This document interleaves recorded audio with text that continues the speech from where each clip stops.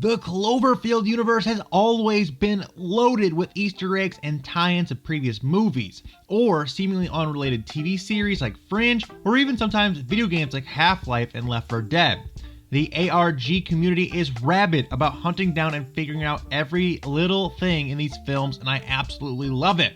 Things like breaking down scenes frame by frame and finding a hidden number written on the wall, then figuring out what that number or code actually means. And yes, this code is a real thing from Paradox. We still haven't figured out what it means just yet, but we're hoping we can soon. If you guys have any thoughts on this, we'd love to hear them. Anyway, even though we haven't figured out everything just yet, there are a ton of references and Easter eggs that have been taken down. So let's jump right into some things you may have missed in Cloverfield Paradox. Because that accelerator is 1,000 times more powerful than any ever built. Every time. One really quick detail you may have glossed over is the lady who's conducting the interview the crew is listening to just before they launch the Shepherd. She may look pretty familiar, and for good reason. That would be because she is the actress, the real-life actress Suzanne Cryer, who also played a small role in 10 Cloverfield Lane as the girl who is trying to get into the bunker. Also in that same interview, the author she's actually interviewing has the same last name as Howard does from 10 Cloverfield Lane, so it could possibly be an alternate version of him or even his son or something like that they threw in there. One thing people might have also missed is the radio station that her husband is listening to in the car when he's trying to get to the hospital. The radio station is 7:10 a.m. and that may not sound important, but that is actually a government-only frequency, and it started back in 1983, and you have to have a special access code to get on this. It's kind of like an emergency broadcast for military and special people. That's kind of a cool thing they threw in there. Also worth noting, some people might think that 710 is actually just the word oil spelled in reverse, as the world is fighting over oil. Could be a thing, I'm not sure. I kind of like the other explanation better though.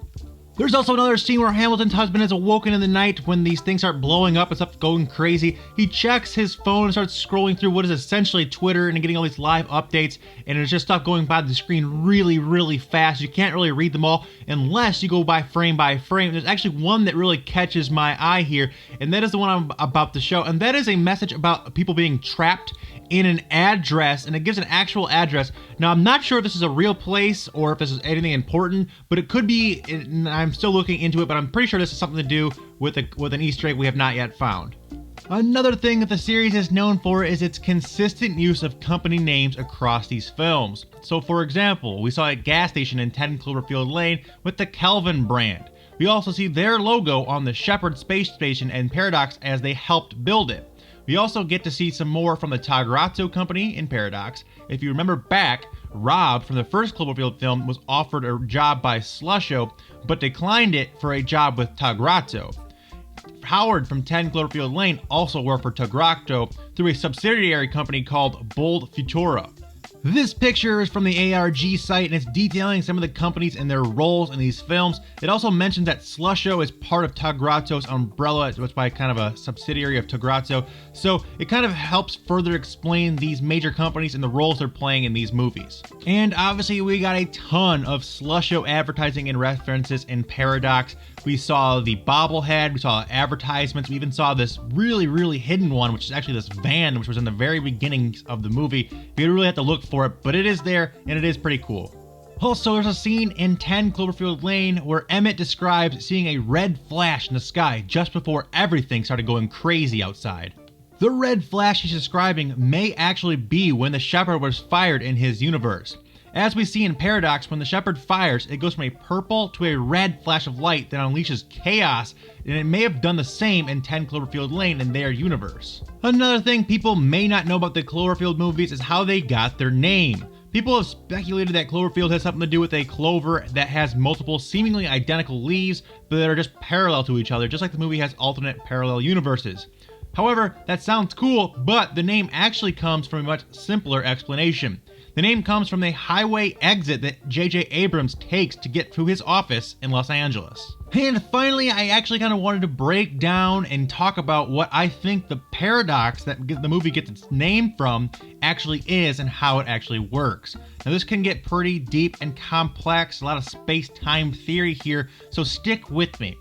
The movies are actually what is called a predestination paradox. Now, to explain this a little bit further, in the events of the original Cloverfield movie, and in that timeline, which we know is different from Cloverfield Lane and is different from both universes we see in Paradox. Anyway, back to this. An unknown object falls to Earth on that universe in 2008.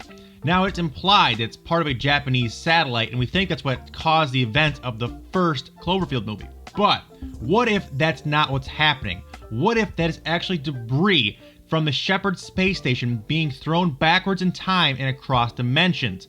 Like I said, there's two dimensions in Paradox we see. One where the Shepard crashes and one where it actually successfully launches in, goes back into a time into a different dimension. So we know that one crashed into the Atlantic Ocean. That makes sense. What if some debris of that is sent across into a different dimension and backwards in time, and that is what we see falling in the first Cloverfield movie. Like I said, we know this type of time travel and interdimensional travel is possible, as we saw it in Paradox with the firing of the particle accelerator. It can rip holes in time and space and makes entering other dimensions and time travel possible. So this is in the realm of possibility within these movies. We also know that these rips in space is where the monsters came to Earth from, or at least what awakened them. We're not really entirely sure on that. It's kind of fuzzy. Anyway, the events of the future on board the space station caused the events in the past that we saw in the first movie, according to this.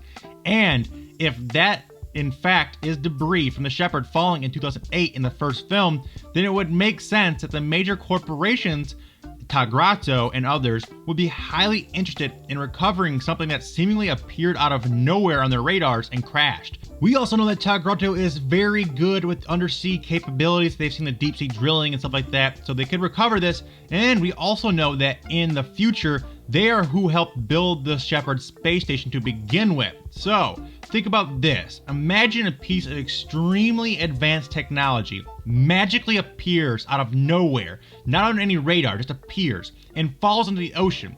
Okay, then you recover it, only to find out that it was your company who made this advanced tech, but you have no records of it, and it appears to be from the future. It blows your mind. It lets you know that time travel and interdimensional travel is possible. So it is this debris that actually causes the predestination paradox. Think about it. The debris from the Shepard, which fell off the coast of New York, is a central artifact in what is called a causal loop.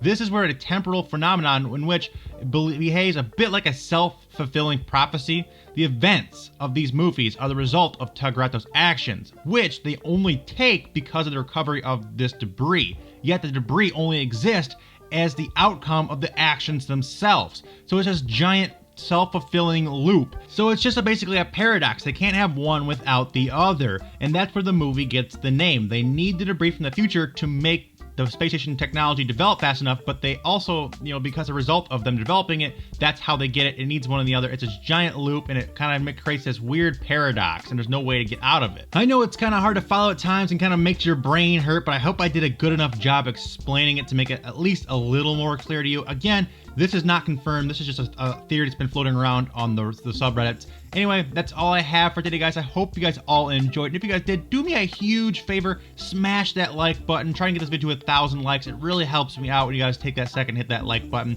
Also, feel free to subscribe for more like content like this in your sub boxes daily. Check out some of my previous Cloverfield videos. I've got a few up on the channel right now. Check those out. Some other stuff going on with those. Also, be sure to let me know about any Easter eggs you yourself may have come across or figured out. In an interview just last week, the director J.J. Abrams said that there are still at least 2 major Easter eggs hidden within the film that nobody's figured out yet. So keep digging, guys. I will too, and hopefully we can find the pieces to this puzzle and put it all together, and hopefully get some more ARG figured out. If you're interested in helping out the ARG community or tracking some of these for yourself, please head on over to the subreddit called Cloververse. Full of awesome, interesting stuff there. People are really active there trying to figure this stuff out. Also, starting to get geared up for the next Cloverfield movie called Overlord, which is going to be set in World War II with Nazis and reportedly have zombies in it. Couldn't be more excited about that. Check those out. But until next time, guys, remember that it's always K-Mac time somewhere. So take it easy and peace out.